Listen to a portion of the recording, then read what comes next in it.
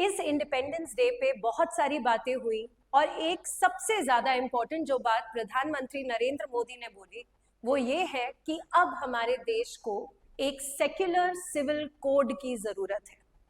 So in this particular video, let's then discuss what is this secular civil code or uniform civil code and why is it very very necessary for us. अब पहली बात तो ये है कि यहाँ पे जो शब्द यूटिलाइज हो रहा है वो है यूनिफॉर्म या फिर secular civil code. Uniform criminal code word use नहीं हो रहा because murder is murder for everyone, even if that person is a Hindu, Sikh, Christian, Parsi, Jain, Buddhist. एक थेफ्ट हर एक के लिए सेम चीज मानी जाती है. अबडक्शन की डेफिनेशन हर एक के लिए सेम होती है. मतलब हमारे देश में क्रिमिनल लॉज हर एक के लिए सामान्य हैं irrespective of their religion. But अगर हम लोग यूनिफॉर्मिटी की बात करें सिविल लॉज में तो वो यूनिफॉर्म नहीं है. सिविल लॉज सच एज शादी किस तरीके से होती है, डिवोर्स के लॉज, अडॉप्शन का लॉ, मेंटेनेंस का लॉ, सक्सेशन का लॉ, प्रॉपर्टी के ट्रांसफर का law, so on and so fourth. ये इस वजह से है क्योंकि कहीं ना कहीं जब हमारी संवैधानिक असेंबली ने हमारा संविधान बनाया था तो हमें कुछ मूल अधिकार दिए थे जिनको हम फंडामेंटल राइट्स बोलते हैं, जिनमें एक मूल अधिकार है freedom to manage your own religious affairs, और जिसके अंदर कहीं ना कहीं हिंदुओं के लिए हिंदू मैरिज एक्ट बन गई, क्रिश्चियन के लिए क्रिश्चियन मैरिज एक्ट, पारसी के लिए पारसी मैरिज एक्ट. अच्छा, अगर एक हिंदू और एक मुस्लिम शादी करना चाहे या फिर एक क्रिश्चियन और एक पारसी शादी करना चाहे तो उनको धर्म परिवर्तन करने की आवश्यकता नहीं है. क्यों करके हमारे देश में कुछ ऐसे भी लॉज हैं जो कि हर एक धर्म के ऊपर इक्वली एप्लीकेबल है, जिनको हम कहते हैं यूनिफॉर्म सिविल कोड या फिर प्रधानमंत्री नरेंद्र मोदी की भाषा में एक सेक्युलर सिविल कोड, जैसे कि है स्पेशल मैरिज एक्ट. अब इसमें कोई धर्म की बात ही नहीं हो रही है, it is equally applicable to all religions. एक एक्सेप्शन है पर एक्सेप्शन की बात आज हम नहीं कर रहे. So let's try to understand what is the intention of the government. क्या ये हमारे देश के लिए अच्छा है, क्या ये हमारे देश के लिए बुरा है, इसमें इतनी बड़ी कंट्रोवर्सी क्यों है. So let's take it step by step. But before that I'd like to make an important announcement. मलूका IAS आपके लिए लेकर आया है एक गोल्डन अपॉर्चुनिटी जहां पे हर एक यूपीएससी एस्पिरेंट को एक 20% ऑफ मिलेगा from the 12th till the 15th of August. And to avail this opportunity, pick up your phones today and call us and reserve your spot. Now let's understand what has happened on the 11th Independence Day speech made by Narendra Modi, जहां पे इन्होंने secular civil code की बात की है. धर्म निरपेक्षता, इसका क्या मतलब है? धर्म निरपेक्षता का मतलब ये होता है कि अगर मैं अपने धर्म को मान्य कर रही हूं तो मैं किसी और धर्म की डिसरिस्पेक्ट ना करूं. सेकेंडली, अगर मुझे कोई भी धर्म मान्य नहीं है, if I am N atheist, तो भी मैं किसी और धर्म की डिसरिस्पेक्ट ना करूं. And that is the primary basis of secularism. हमारे देश में जिस टाइप का सेक्युलरिज्म फॉलो किया जाता है वो है positive secularism. That means that the state will respect all religions.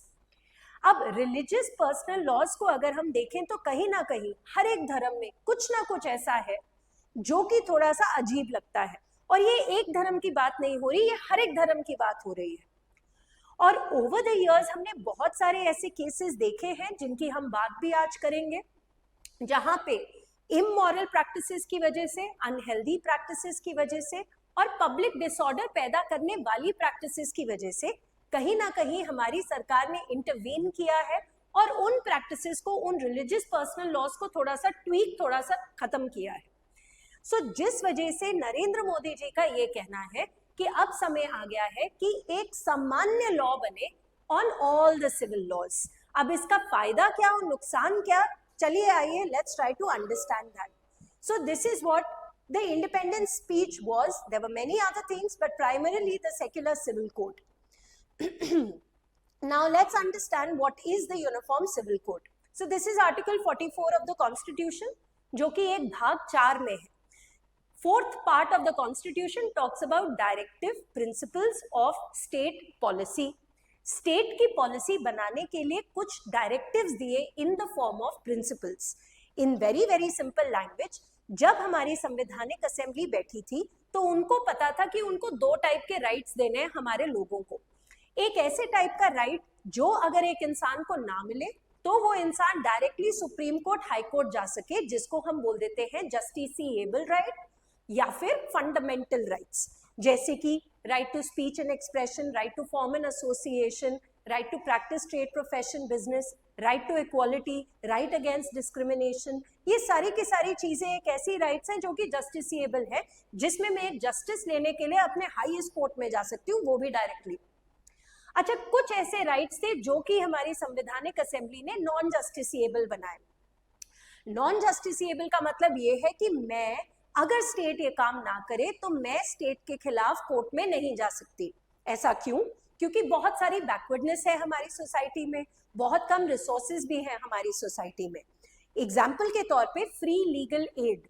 अब फ्री लीगल एड अगर हर एक इंसान को मिल जाए तो कोई भी इंसान कभी भी किसी लॉयर को पैसा ना दे और कोई इंसान लॉयर भी ना बने। एक और example, right to work.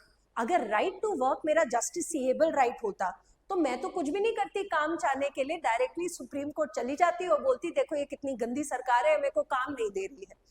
Right to practice my trade, profession and business is definitely my fundamental right, कि भाई मैंने BA LLB की डिग्री पाई है और अब जाके मैं काम करना चाह रही हूँ, कोई मुझे काम नहीं करने दे रहा क्योंकि मेरा जेंडर वुमेन है। अब ये गलत है, लेकिन ये चीज बोलने की मेरे लिए नौकरी नहीं बनाई आपने, तो उसके बेसिस पे मैं सरकार के खिलाफ कोर्ट में नहीं जा सकती। और उन्हीं में से एक ऐसा प्रिंसिपल है जो कि है यूनिफॉर्म सिविल कोड।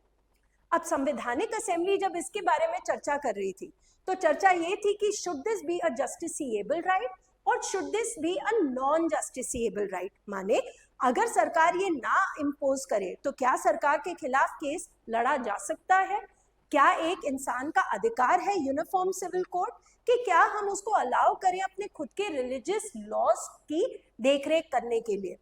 अब the adoption of secularism in our country is such that the state respects all religions, and respects all religions का मतलब ये है कि ठीक है, हमने आपको अलाउ किया है अपने खुद के रिलीजियस पर्सनल लॉज बनाने के लिए, डिवोर्स का अलग, मैरिज का अलग, इनहेरिटेंस का अलग, लेकिन if it goes against public order, morality and health, तो जाके सरकार डेफिनेटली इंटरवीन करेगी।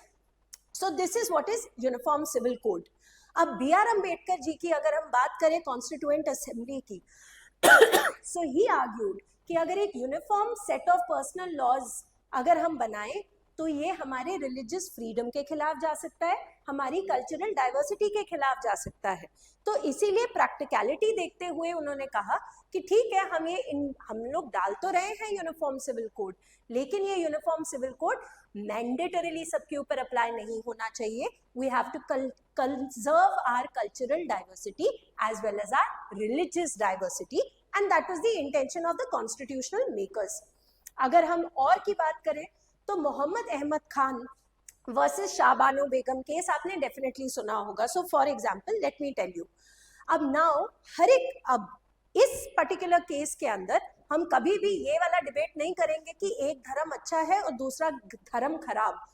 हर एक धर्म ह्यूमैनिटी की बात करता है, हर एक धर्म में कुछ ऊटपटांग चीजें होती हैं, इंक्लूडिंग माय ओन। तो हमने यहाँ पे बैठ के किसी धर्म की निंदा नहीं करनी, and that is not the purpose of this particular video. Kindly refrain from doing that at least in this particular video. So in this case what had happened was, according to the Muslim personal laws, तलाक के बाद एक इद्दत period आता है 3 महीने का, जहां पे एक लेडी जो है, जो डिवोर्सी है, she cannot get married to somebody else. Now during that time when she can't get married to somebody else, Shah Bano बेगम, तो उनकी देखरेख, उनकी मेंटेनेंस कौन करता है? उनका एक्स हस्बैंड, जिन्होंने उनको तलाक दिया। लेकिन वो इद्दत पीरियड के बाद जब वो खत्म हो जाता है तो उनको मेंटेनेंस नहीं मिलता था। तो शाहबानो बेगम कहती भाई मैं इस एज की हूँ और मैं पढ़ी लिखी भी नहीं हूँ, कोई मेरी देखरेख नहीं कर सकता, I want maintenance from my ex husband throughout. तो section 125 of criminal procedure code के अंदर, अब क्रिमिनल प्रोसीजर कोड जो है वो कहीं ना कहीं कुछ कोड्स, कोई डायरेक्टिव्स देता है कुछ केसेस में, जिसमें कहा गया है कि जब अगर कोई हस्बैंड अपने बच्चों को, अपने माँ बाप को, अपनी बीवी को, अपनी एक्स बीवी को मेंटेन करने से अगर निग्लेक्ट करता है या मना कर देता है तो मैंडेटरीली उसको मंथली मेंटेनेंस देनी ही देनी पड़ेगी। ये चीज को यूज करके कहीं ना कहीं सरकार ने they went up to the Supreme Court और सुप्रीम कोर्ट ने बोला ठीक है, आपके मुस्लिम पर्सनल लॉ में ये लिखा है, हम मानते हैं, बट इस लेडी को देखते हुए और इसकी पूरी की पूरी हेल्थ को देखते हुए और ये मॉरल प्रिंसिपल्स को देखते हुए हमें ये लगता है कि this man should give monthly maintenance to her. ये पहली बार था कि हमने रियलाइज किया कि uniformity of certain laws are very very important, क्योंकि कहीं ना कहीं अगर उस लेडी को मेंटेनेंस नहीं मिलता तो वो कहाँ जाती, right, after her divorce. This is a big case that was there. Subsequently, such a demand was also there in Sarla Mudgal case, right? बहुत सारे ऐसे केसेस हैं। अच्छा, क्या हमारे देश में कोई ऐसा भाग है जहां पे actually uniform civil code applicable है? तो यस, दैट इज गोवा। लेकिन गोवा में यूनिफॉर्म सिविल कोड अप्लाई करने के लिए, शादी, डाइवोर्स, मेंटेनेंस, अडॉप्शन, सक्सेशन के लिए सेम रूल्स अप्लाई करने के लिए डिस्पाइट रिलीजन हमने कोई लॉ नहीं पास किया। वो तो आए हमारे देश में यूनिफॉर्म सिविल कोड लेकर थे, क्योंकि वहां पे किसका राज चल रहा था? पोर्चुगीज रूल था, और Portuguese rule uniform civil code में ही बिलीव करता था। तो जब से गोवा हमारा भाग बना है तब से लेके अब तक वहां पे यूसीसी एप्लीकेबल है, and it's a shining example. ये मैं नहीं कह रही, ये सुप्रीम कोर्ट ने कहा है, इवन गवर्नमेंट ने बोला है again and again. Now should a secular code be applied in India? अब यूनिफॉर्म को सेक्युलर क्यों टर्म दिया गया? क्योंकि हमारे प्रधानमंत्री ये बोलना चाह रहे हैं कि देखिए, जब हम एक यूनिफॉर्म सिविल कोड बनाएंगे तो भी हम हर एक धर्म को इक्वल मान्यता देंगे। ऐसा नहीं है कि हम एक धर्म को ज्यादा अहमियत देंगे, दूसरे धर्म को कम, हम बोलेंगे ये यूनिफॉर्म सिविल कोड है। और यही तो डर है सबके दिमाग में कि कहीं मेरे धर्म को कम अहमियत और किसी के धर्म को ज्यादा अहमियत ना मिल जाए। इनफैक्ट मैं तो ये कहती हूँ कि जिसको 7 फेरे लेने हैं 7 फेरे लो, जिनको 4 फेरे लेने हैं 4 फेरे लो, जिनको जो राइट्स एंड रिचुअल्स करने हैं करो, लेकिन अपनी शादी का रजिस्ट्रेशन एक फॉर्म पे करो जिसमें एक टाइप के रूल्स एंड रेगुलेशन हो। ऐसा नहीं कि एक धर्म के ग्राउंड्स ऑफ डाइवोर्स कुछ और है और दूसरे धर्म में वो ग्राउंड्स डाइवोर्स के कुछ और है। उससे क्या हो जाता है, कहीं ना कहीं कंफ्यूजन भी होती है और कहीं ना कहीं pendency of cases at the court भी होते हैं, और जिस वजह से ये पर्टिकुलर चीज कहीं ना कहीं जुडिशरी का भी बर्डन थोड़ा कम करेगी और ये कंफ्यूजन को भी थोड़ा कम करेगी। लेकिन ये डर जरूर है लोगों का कि बैठे हुए जो लोग हैं, जो लॉ बनाएंगे, वो लोकसभा राज्यसभा के ही हैं। अगर कहीं ना कहीं वहां पे मेजॉरिटी किसी एक रिलीजन की अगर हुई तो कहीं ना कहीं दूसरे रिलीजन्स को कम मान्यता ना मिले, जिस वजह से ये टर्म यूज किया गया है secular code.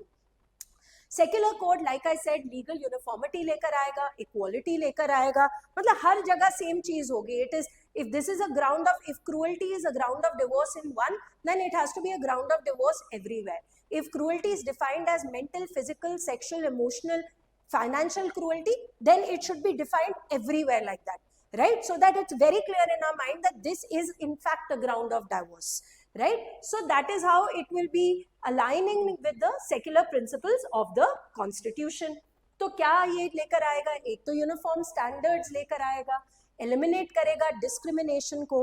Like I said, किन्हीं लॉज में, किन्हीं पर्सनल लॉज में कुछ कुछ ऐसा है जो कुछ जेंडर के खिलाफ है, कभी किसी कास्ट के खिलाफ है, कभी वो प्रोसीजर लंबा हो जाता है, तो वो सारी चीजें कहीं ना कहीं यूनिफॉर्म हो जाएगी, डिस्क्रिमिनेशन कम होगी, कंसिस्टेंसी रहेगी, confusion, like I said, will not be there, and there will be national integration, right? Then it will not be like, this, if I get married under this law, the rules are different, and if I get married under the other law, then the rules are different. फिर वो वाली बात भी खत्म हो जाएगी कि हम अपना धर्म परिवर्तन कर रहे हैं शादी करने के लिए। धर्म परिवर्तन करो धर्म के लिए, शादी के लिए नहीं। So those kind of things will also stop. National cohesion होगा और साथ में आएंगे, क्योंकि डिस्क्रिमिनेशन खत्म हो जाएगी, जेंडर इक्वालिटी बहुत ज्यादा होगी। जैसे कि शायरा बानो का केस भी बहुत रीसेंट था, जहां पे तलाक बिद्दत और तलाकुल सुन्नत, इंस्टेंटेनियस ट्रिपल तलाक, तलाक तलाक तलाक बोलना एक ही साथ में, उससे भी डिवोर्स होता था। That used to lead to a lot of insecurity of the woman. So under the Shaira Bano case, I think in 2019, the Supreme Court said कि यार instantaneous ट्रिपल तलाक से शादी खत्म नहीं होगी, क्योंकि ये कहीं ना कहीं एक इमोरल प्रैक्टिस है।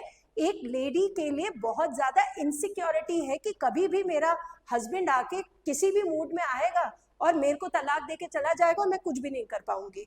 सो such kind of things will stop. बच्चों को राइट्स मिलेंगे, right? Then arguments against it, of course, freedom of religion. ये at the end of the day this is my fundamental right. और जब भी पार्ट 3 और part 4 fundamental right और DPSP की बात होती है, ये तो हमें पता ही है ज्यादा इंपॉर्टेंस किसको मिलती है, फंडामेंटल राइट को. And freedom to manage my own religious affairs is in fact a fundamental right, whereas UCC is a directive principle of state policy. So that's one. Next is cultural autonomy. But to that I again say, जिसको मंगलसूत्र पहनना है पहनो, जिसको सिंदूर लगाना है लगाओ, जिसको नहीं लगाना मत लगाओ. But the rules and regulations should remain the same. Rites and rituals can be different. तो ये वाली चीज का तो तोड़ है हमारे पास, right? Diverse traditions है, adaptation थोड़ी issue होगा और ये जरूर रहेगा. जिस वजह से अगर सेक्युलर सिविल कोड लेकर भी आना है तो वो स्टेप बाय स्टेप ही करना पड़ेगा, जैसे उत्तराखंड में अभी किया है. Will just discuss about it. Implementation की डिफिकल्टी इस तरीके की होगी कि हम और आप तो रूल्स एंड रेगुलेशंस पढ़ रहे हैं, सारे के सारे नहीं पढ़ते. और क्योंकि हम एक तरीके से कंडीशनड है ना सोसाइटी की, you know these are the rules and regulations. For example शादी छोड़ो, अडॉप्शन के रूल्स एंड रेगुलेशंस की भी हम कंडीशनिंग कर चुके हैं. Hindu adoption and maintenance act, guardianship and wards act, right? So Indian succession act, Hindu succession act, बिल्कुल entirely different with respect to property disputes. So hence कहीं ना कहीं वो transition करने के लिए थोड़ी problem रहेगी. Resistance from communities because of the reason that we just discussed, from religious groups and also polarization. ये कहीं ना कहीं social tension ले आएगा, क्योंकि सबसे जरूरी, you know, of course you should bring about a change, but the way you bring about that change is very, very important, right? If that methodology that is adopted to bring about that change is not nice, और लोगों को समझाया नहीं जाए कि ये चीज क्या है, और बिना समझाए ही आप उसको इंट्रोड्यूस करोगे, तब जाके प्रॉब्लम आएगी. सो इसीलिए like I said, step by step is the way, right? All of a sudden आप नहीं कर सकते इस चीज को. अब uniform success story is Goa. वहां पे शादी चाहे तुम हिंदू, सिख, पारसी, क्रिश्चियन, जैन, बुद्धिस्ट हो, एक जैसे होती है. ट्रेडिशंस की बात नहीं कर रही, रजिस्ट्रेशन की बात कर रही हूँ, डिवोर्स के ग्राउंड्स की बात कर रही हूँ, प्रॉपर्टी रिलेटेड रूल्स की बात कर रही हूँ. सो कहीं ना कहीं ये कोड ऑफ सिविल लॉ एक सिंगल लीगल फ्रेमवर्क लेकर आता है, जो लोगों के लिए भी बहुत ईजी हो जाता है और कोर्ट्स के लिए भी बहुत ईजी हो जाता है interpretation of that law, right? Legal simplicity होती है, सोसाइटी में हार्मनी होती है क्योंकि डिस्क्रिमिनेशन नहीं है, और एक इफेक्टिव मॉडल है. कहीं ना कहीं उसको स्टडी करना बनता है हमारा, क्योंकि ऐसा है कि हम इतने वेहमेंटली अपोज नहीं कर सकते हर एक आइडिया को. अगर इतना बुरा होता यूनिफॉर्म सिविल कोड तो गोवा कैसे चल सकता था, राइट? तो कहीं ना कहीं उस सक्सेस स्टोरी से सीख के हमें आगे बढ़ना चाहिए, जैसे कि उत्तराखंड की सरकार ने किया है. So in this particular year justice Ranjana Prakash Desai की कमेटी ने उत्तराखंड की सरकार को बोला, देखो उत्तराखंड में यूनिफॉर्म सिविल कोड अप्लाई हो सकता है. तो जाके उत्तराखंड में एक लॉ बना, एक एक्ट बनी. एक्ट अभी तक इम्प्लीमेंट नहीं हुई है. एक्ट को इम्प्लीमेंट करने के लिए, रूल्स बनाने के लिए भी एक कमेटी बैठी है called the Shatrughan Singh committee. अब वो कैसे वो रूल्स बनाएंगी वो हम भी देखेंगे. उन लॉज में जैसे कि उन्होंने कहा है, they have ended the concept of illegitimate children, a brilliant concept. They have said all live-in relationships should be registered. पर ये देखने वाली बात होगी कि कैसे रजिस्टर किया जाएगा और किस बेसिस पे रजिस्टर किया जाएगा. But the point is that this is going to be India's first state to pass a law to implement UCC, right? So we can see from that example whether it will be good for us or not. So like I said, अब देखेंगे कैसे वो apply होगा, तो जाके देखेंगे whether it will be successful or not. But one case we already have, which is the case of Goa. Now, now that we've understood what is the intention, let's read this question, write it down and get it corrected by our teachers. So discuss the significance of Uniform Civil Code in India, evaluate the challenges and implication of implementing UCC in the context of India's diverse social and cultural landscape. How does UCC align with the constitutional principles of equality and secularism? Very, very important. Now, before I end it, I'd like to make two more important announcements.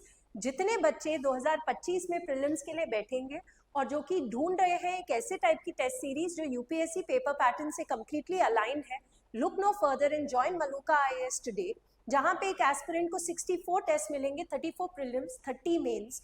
along with discussion by our best teachers in both English as well as Hindi at extremely affordable cost. And finally, considering that education should be affordable for everyone, Maluka IAS has considerably reduced the cost of its monthly compilation of current affairs, जो आपको both English as well as Hindi में मिलेंगे, and that too at a very, very affordable cost. So do not waste this opportunity and join Maluka IAS today. Thank you.